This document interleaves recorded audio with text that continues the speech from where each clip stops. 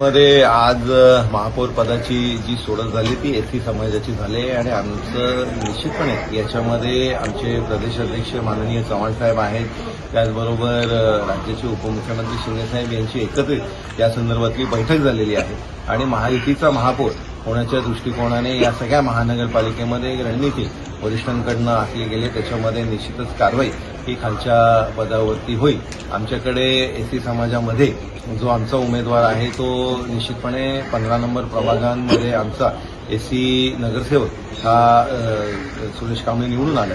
त्याच्यामुळे असे जे एससी समाजाचे नगरसेवक निवडून आले त्यांच्यामधला एकत्रित या संदर्भातला निर्णय हा महायुतीच्या या बैठकीमध्ये निश्चितपणे होतो। 2.5 वर्ष महापौर पद ही मागणी अजूनही कायम आहे।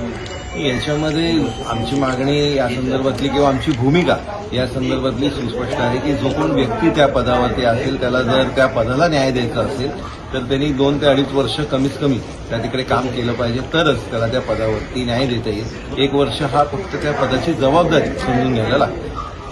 त्यामुळे मागणी भाजपची की ठाणे महानगरपालिकेत त्याच्यामुळेच ही आमची मागणी आहे की जो कोण व्यक्ती त्या तिकडे असेल त्याला 2 ते 2.5 वर्षाचा कार्यकाळ हा निश्चितपणे असलाच पाहिजे।